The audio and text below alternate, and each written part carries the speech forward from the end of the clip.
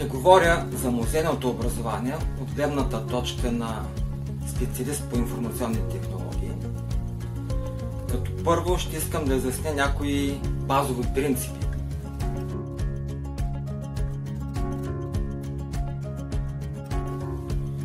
Както знаете вече, музеят е център за създаване на знание и обучение. И в музеите подходът към образованието е различен от този на подхода на училищата. В музея образованието се базира на обекти. Цели се по-голямо участие, повече посетители. Обучението е неформално, забавлението е част от него и тук скуката е нежелателна. Също така, участието е доброволно и като цяло няма възрастови ограничения.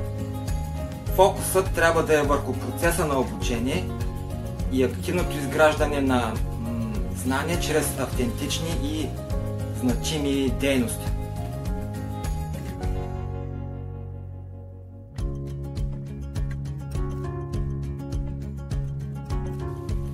И тук идва моята роля като експерт в информационните технологии.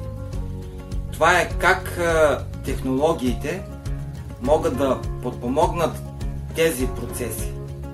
Естествено има много варианти, много начини това да се направи чрез използване на високи технологии, но тук аз ще засегна един от за мен перспективните технологии.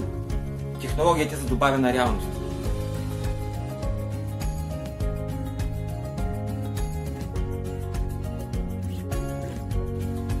Това е така, защото на тази технология аз посветих доста време. Направих доста добро изследване и това изследване също така беше издадено под формата на книга, която се казва "Новият музей и цифровото бъдеще". Накратко ще обобщя някои от идеите там, които са в контекста на музейното образование.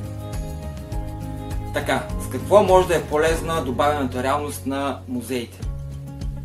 Най-вече, това е способността на добавената реалност да съчетава реално и виртуално съдържание, както и възможността за плавен преход от реално към виртуално, чрез контролиране нивото на добавяне или още усилване на реалността. И всичко това комуникира пряко с редица идеи в съвременните теории за обучение, като призовава за автентичност, преносимост и мотивация. Освен това, преходът от реално към виртуално съвпада и с идеята, че знанието се намира и трябва да бъде представено в контекста, както и аргумента, че източниците на знание трябва да бъдат свързани помежду си и да предлагат множество начини на представяне на съдържанието.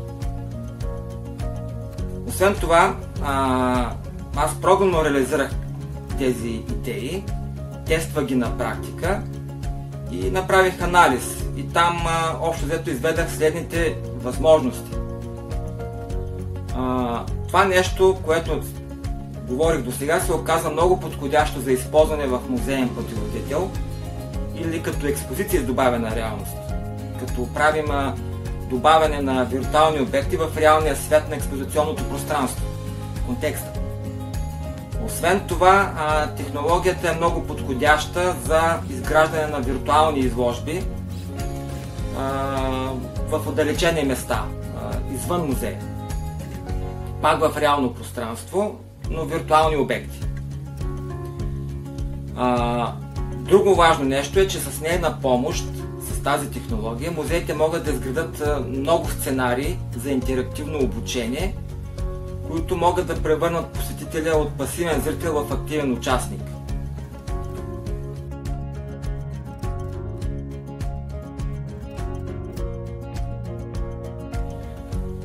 Естествено, технологиите имат много предимства, особено тази, но не трябва да забравяме, че интеграцията и в музеите не може да стане без да се решат някои основни проблеми.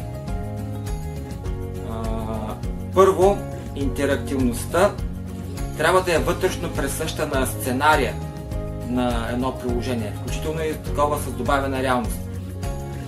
Тая интерактивност не трябва да зависи от технологията, която използваме. Другият проблем, който е много важен да се реши, това е ползваемостта.